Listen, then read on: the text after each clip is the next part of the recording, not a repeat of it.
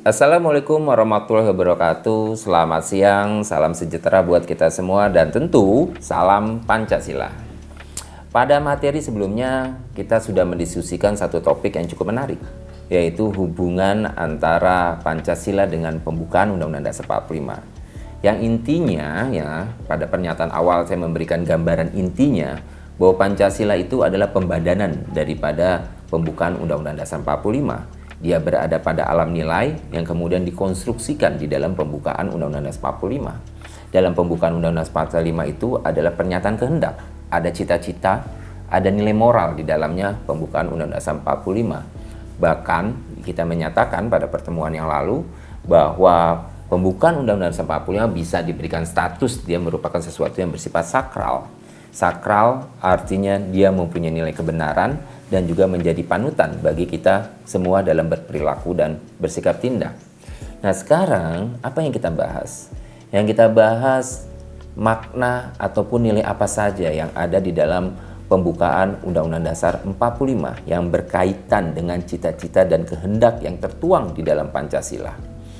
Ya ada yang memang menyebutnya sebagai cita hukum ya. Kenapa cita hukum? Karena pembukaan dan Undang-Undang Dasar 45 itu kan satu kesatuan.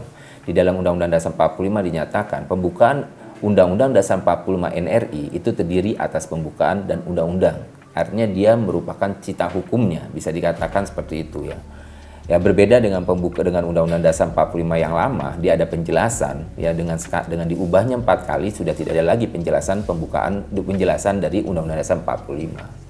Nah, cita hukum itu kan mengandung pengertian sebagai arah pemikiran kita, sebagai metode berpikir kita. Jadi ada suatu fungsi konstitutif atau regulatif terhadap norma yang ada di Indonesia yang memang harus bersumber dari pembukaan dan batang tubuh Undang-Undang Dasar 45. Yang kita harus cari apa yang ada di dalam cita hukumnya di dalam pembukaan Undang-Undang Dasar 45.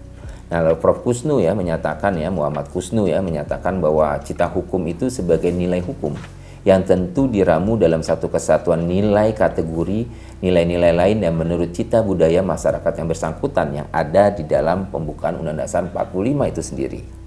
Nah, kalau kita lihat di mana cita hukum dalam pembukaan Undang-Undang Dasar 45 ya, yang terumuskan di dalam pembukaan yang untuk menangkap metode yang terpusat dalam cita hukum yang dalam memahami pokok-pokok pemikiran yang terdalam di dalam pembukaan Undang-Undang Dasar 45 ya, saya pertegas Muhammad Kusnu memang membagi seperti misalnya prinsip ketuhanan di sila pertama itu ada di alinea ketiga dan alinea keempat tercantum di sana.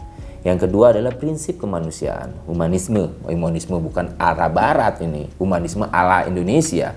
Ya berbeda konsepnya ya, walaupun memang pada abad pencerahan itu lahir ya adanya humanisme, tapi yang dimaksud di sini adalah humanisme Pancasila. Itu ada di alinea ke-1, alinea ke-2 dan alinea ke-4. Begitu pula prinsip persatuan kita.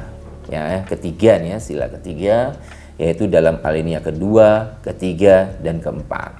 Begitu juga dengan prinsip kerakyatan ada di alinea ke-2, ke-3 dan ke-4 juga. Artinya ada terjabarkan dalam setiap alinea. Nah, prinsip keadilan itu ada di alinea 1, kedua, dan keempat. Ya, artinya lengkap lah ya. Pembukaan Undang-Undang Dasar 45 itu memang merupakan terbadankan ya, terberi dari Pancasila itu sendiri. Jadi merumuskan makna yang terkandung dalam pembukaan Undang-Undang Dasar 45 di dalam bukunya Pak Nutogoro yaitu Pancasila Dasar Filsafat Negara. Ya, secara jelas digambarkan pula bahwa ada nilai-nilai Pancasila di dalam pembukaan Undang-Undang Dasar 45. Nah, kalau kita lihat pokok pikiran yang ada di dalam Undang-Undang Dasar 1945 khususnya di dalam pembukaan ya, di dalam pembukaan ada 4 pokok pikiran. 4 pokok pikirannya pun mempunyai relevansi konkret dengan apa? Dengan Pancasila. Coba kita lihat. Negara persatuan, sila ketiga ada pada pokok pikiran pertama. Ada dalam pokok pikiran pertama di dalam pembukaan Undang-Undang Dasar 45. Ya, yang kedua adalah negara berkeadilan sosial. Ada pada sila kelima. Yaitu pada pokok pikiran yang kedua. Pokok pikiran yang ketiga pun negara berkedaulatan rakyat sila keempat. Yang terakhir pokok pikiran yang keempat, negara berketuhanan yang Maha Esa ada pada sila ke-1 dan sila kedua. Itu pokok pikiran yang ada di dalam pembukaan Undang-Undang Dasar 45. Coba kita lihat rumusannya. Pada pokok pikiran pertama negara kesatuan yaitu sila ketiga, dalam pembukaan dinyatakan memiliki pokok paham negara kesatuan yaitu negara yang mampu melindungi negara bangsa Indonesia. Bahkan dinyatakan negara Indonesia adalah negara yang melindungi dan meliputi segenap bangsa Indonesia dan seluruh tumpah darah Indonesia serta mencakup segala paham, golongan, dan paham perseorangan. Itu pokok pikiran pertama yang merupakan negara kesatuan yang ada pada sila ketiga. Begitu pula pokok pikiran kedua yaitu negara berkeadilan sosial. Dalam pembukaan Undang-Undang Dasar 1945 memiliki pokok pikiran bahwa negara memiliki keinginan untuk mewujudkan negara yang merdeka, bersatu, berdaulat, dan adil makmur. Negara yang hendak mewujudkan keadilan sosial bagi seluruh warganya. Itu adalah negara berkeadilan sosial yang sejalan dengan sila kelima. Kenapa sejalan? Memang terberi dari Pancasila itu sendiri, pembukaan Undang-Undang Dasar 45. Yang ketiga itu negara berkedaulatan rakyat, sila keempat ya. Dinyatakan dalam pembukaan Undang-Undang Dasar 1945 memiliki pokok pikiran ialah sistem kenegaraan yang terbentuk dalam Undang-Undang Dasar harus dilandasi pada kedaulatan rakyat serta berlandasan pada permusyawaratan perwakilan di mana pokok pikiran ini memiliki kesesuaian dan sifat masyarakat Indonesia. Negara Indonesia menganut paham kedaulatan rakyat. Negara dibentuk diselenggarakan berdasarkan kedaulatan rakyat yang juga disebut dengan sistem demokrasi. Sedangkan pokok pikiran keempat, negara ketuhanan yang Maha Esa ada pada sila pertama dan sila kedua. Dalam pembukaan Undang-Undang Dasar 95 memiliki pokok pikiran bahwa negara Indonesia berdasarkan atas ketuhanan yang Maha Esa, yang berdasarkan kemanusiaan yang adil serta beradab. Oleh karena itu, Undang-Undang Dasar memuat tentang kewajiban budi pekerti yang luhur serta memegang teguh cita-cita moral rakyat Indonesia. Negara Indonesia adalah negara yang berketuhanan, yang Maha Esa menurut dasar kemanusiaan, yang adil dan beradab. Dan yang terakhir, kita bisa lihat pula pokok pikiran yang ada pada alinea 4 itu sendiri.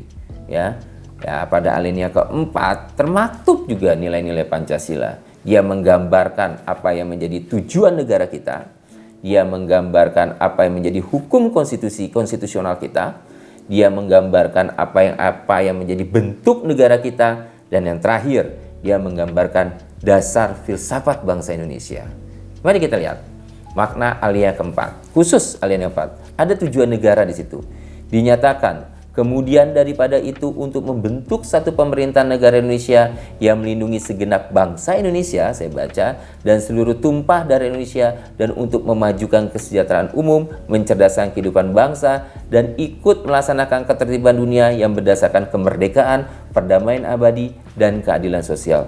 Jadi ada pernyataan kehendak sebagai tujuan negara pada alinea keempat. Tentu maknanya adalah makna yang mengalir dari nilai-nilai Pancasila. Begitu pula sumber hukumnya, konstitusional dinyatakan pada alinea keempat. Maka disusunlah kemerdekaan bangsa Indonesia itu dalam satu Undang-Undang Dasar Negara Indonesia. Jadi kita mendeklar bahwa negara kita adalah negara yang berpaham, yang bersumber kepada konstitusi itu sendiri, atau secara teori disebut dengan konstitusionalisme.